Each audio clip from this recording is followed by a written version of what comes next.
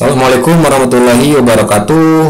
Kita lanjut kembali terkait dengan video tutorial untuk pengelolaan Woocommerce. Sebelum kita lanjut, jangan lupa subscribe, like, and comment. Baik, kali ini kita akan mengelola personalisasi toko saya ya. Kita klik personalisasinya. Kemudian di sini kita bisa membuat halaman beranda yang kita inginkan. Kemudian kita pilih buat halaman beranda di sini.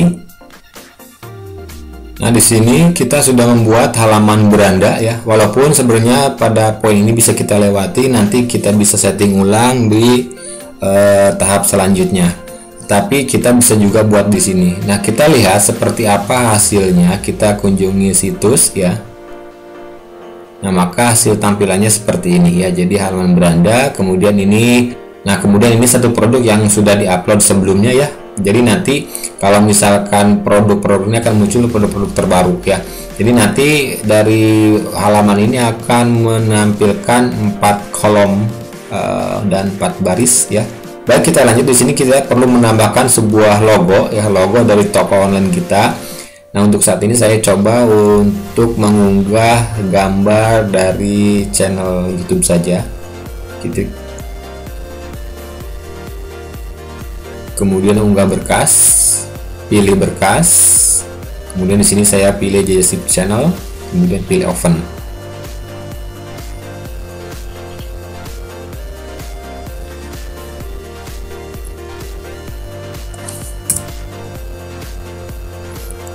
Kemudian pilih select. Berikutnya kita pilih lanjutkan. Kemudian di sini ada tetapkan pemberitahuan toko, di mana pemberitahuan toko ini dapat digunakan ya untuk menampilkan pemberitahuan besar di seluruh halaman toko Anda. Ya, jadi nanti kalau misalkan kita buat di sini ada semacam pengumuman di sini ya. Jadi misalkan adanya kegiatan promo, diskon dari tanggal sekian sampai tanggal sekian ya. Misalkan di sini saya ketikkan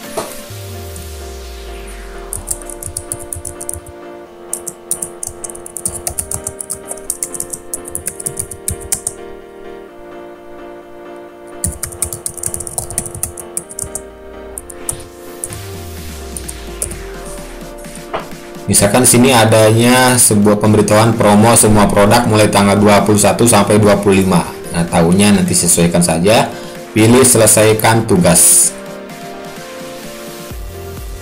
Nah, ini merupakan hasilnya ya. Jadi hasil dari yang tadi diubah. Jadi di sini ada promo semua produk mulai tanggal 21 sampai 25 ya.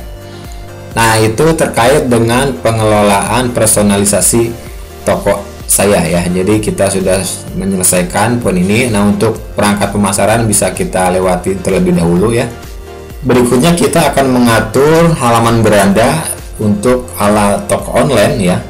Cara pengolahannya, kita masuk ke menu pengaturan, kemudian pilih membaca. Nah, kemudian di sini secara otomatis akan menampilkan tampilan terkait dengan pengaturan poin membaca ya.